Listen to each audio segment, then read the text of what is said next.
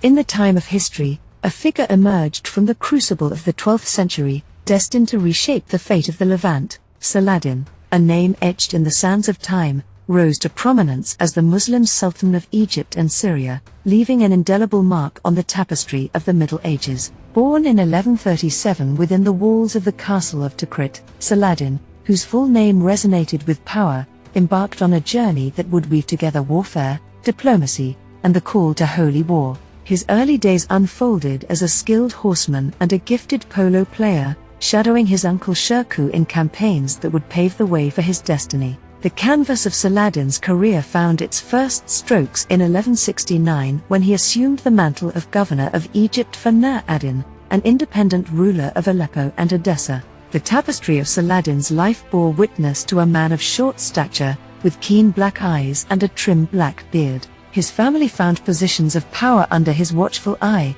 and whispers of defiance against his master's authority filled the air. In the wake of Nur ad-Din's demise in 1174, Saladin, seizing the mantle of true heir, claimed Egypt for himself. The Muslim states, once bound by a common purpose, fractured in the struggle for supremacy. Damascus fell under Saladin's sway, echoing the triumphs of Nur ad-Din in Syria. Saladin, a champion of Sunni orthodoxy, undertook the task of unifying the fragmented Muslim world. His strategic prowess melded warfare and diplomacy, a delicate dance among the diverse states, independent rulers, and the religious schisms between Sunni and Shiite Muslims. A potent mix of ambition and charisma propelled Saladin as the protector of Islam, a beacon rallying the faithful against a common enemy, the Christian settlers of the Latin states, including the Kingdom of Jerusalem. In the pursuit of his vision, Saladin spared no effort in consolidating power. The year 1175 witnessed the defeat of a rival army from Aleppo at Hama,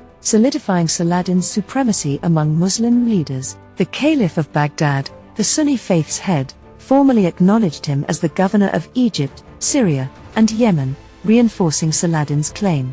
Yet, challenges persisted.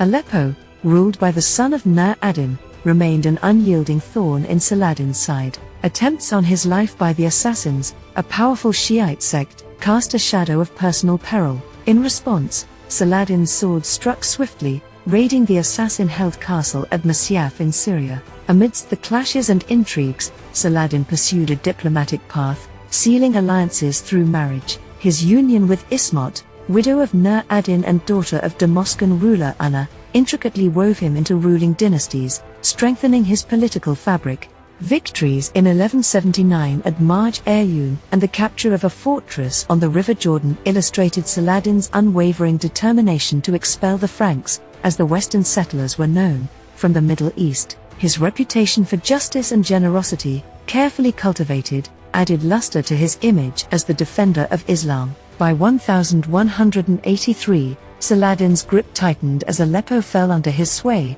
and a formidable Egyptian naval fleet fortified his strategic posture. A treaty with the Byzantine Empire further secured his borders. With Mosul under his control by 1185, Saladin turned his gaze toward the Latin states, poised to fulfill his vision. In the fateful year of 1187, the echoes of conflict reverberated. Saladin's son, Al-Afdal, besieged the Franks' castle of Kerok, while Saladin himself marshaled a colossal army from Egypt, Syria, Aleppo, and Jazira. The Franks, preoccupied with internal strife, stood as fragmented sentinels against the impending storm. The stage was set for the Battle of Hattin, a clash that would resonate through the ages. The fate of the Latin states hung in the balance, and Saladin, the master tactician, sought to reclaim Jerusalem from the hands of the Franks. The unfolding chapters of Saladin's saga, painted with blood and determination, marked a turning point in the turbulent history of the Levant.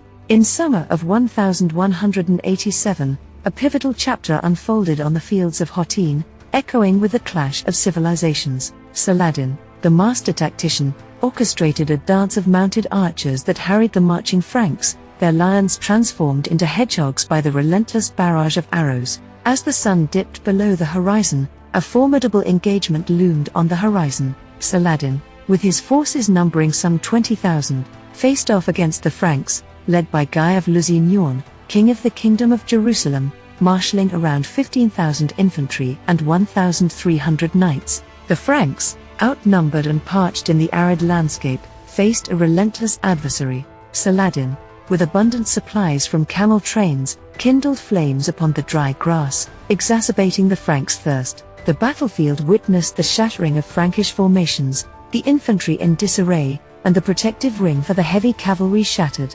A cavalry force, under Raymond of Tripoli, breached the Muslim lines, but for the rest of the army, escape proved elusive. Saladin emerged victorious, a resounding triumph against the largest army the Franks had ever assembled. In the aftermath, magnanimity flowed from Saladin. The captive Guy, now vanquished, was offered an iced sherbet in a gesture of generosity. Some nobles found freedom through the payment of ransom, a common practice in medieval warfare. However, Raynald of Chatillon, the Prince of Antioch, met a grimmer fate. Hated for his attack on a Muslim caravan, he faced the swift stroke of Saladin's scimitar, severing one of Raynald's arms. The Knights Templar and Knights Hospitaller, deemed too fanatical and dangerous, met the executioner's blade. The rest of the captives, their fate sealed, were sold into slavery. With the echoes of Hattin still resonating, the city of Jerusalem, a prize of immense symbolism, succumbed to Saladin's forces in September 1187. The once formidable bastion, now almost defenseless, witnessed a calculated approach. Mass slaughter resisted, Christians faced ransom or enslavement. Eastern Christians found refuge, although the churches, barring the Holy Sepulchre, transformed into mosques. Saladin's sway extended over key cities, Acre, Tiberias, Caesarea, Nazareth, and Jaffa. Tyre remained a lone bastion in Western hands. The victory at Hattin, coupled with the capture of the True Cross, elevated Saladin's heroic stature. His reputation, carefully crafted through official biographers and support for religious and educational institutions, echoed through the annals of time. A man of varied tastes, Saladin was known for his love of poetry,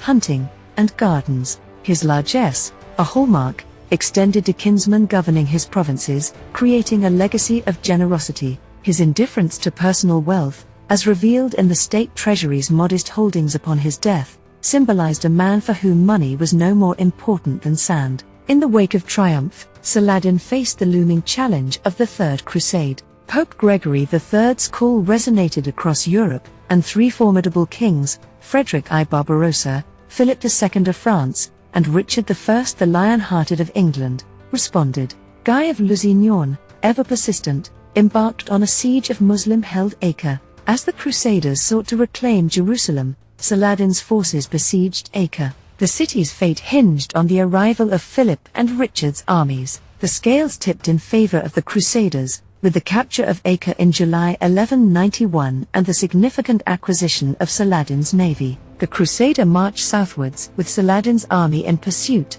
led to the Battle of Arsuf in September 1191. Although the Crusaders secured victory, Saladin's strategic withdrawal to the forest mitigated his losses. While Acre and Arsuf inflicted no substantial damage, the cumulative effect, coupled with the loss of Jaffa to Richard I in August 1192, tarnished Saladin's military reputation among his contemporaries. In the intricate dance of strategy and hindsight, Saladin found himself the subject of critique from fellow Muslim leaders. They accused him of excessive caution, lambasting him for refraining from direct assaults on Tyre, a move that could have severed the Crusaders' crucial beachhead. Similarly, the critics faulted him for not engaging Guy's army before it reached Acre or confronting the Crusader forces upon their arrival at the siege. These criticisms, however, were laid with the wisdom of hindsight and overlooked the prevailing norms of warfare in the region during that era. The tactical landscape of the time rarely witnessed direct engagements between armies in open battle.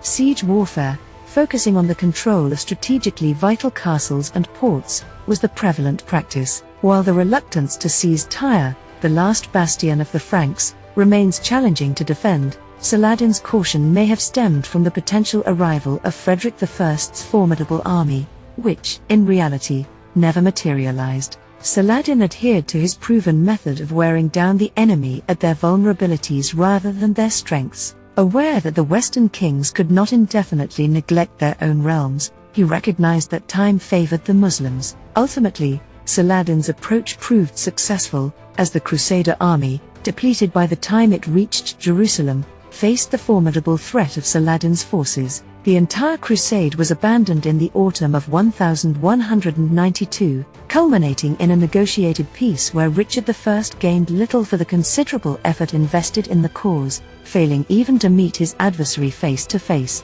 Meanwhile, Saladin retained control of Jerusalem, weathering the mighty wave of the Third Crusade with his empire intact. Following the departure of the Crusaders, Saladin, the shrewd strategist, could not capitalize on the moment. His demise in Damascus on March 4, 1193, marked the end of an era. Aged 55 or 56, Saladin likely succumbed to the physical toll of decades spent on campaign. The Muslim coalition, fragile and often volatile, swiftly disintegrated in the absence of its revered leader. Saladin's sons assumed control of Egypt, Damascus, and Aleppo, each staking a claim, while other relatives and emirs squabbled for the remnants. Yet, Saladin's legacy endured. He established the Ayyubid dynasty, which ruled Egypt until 1250 and Syria until 1260, eventually supplanted by the Mamluks. The Sultan's influence extended beyond political realms into literature, both Muslim and Christian.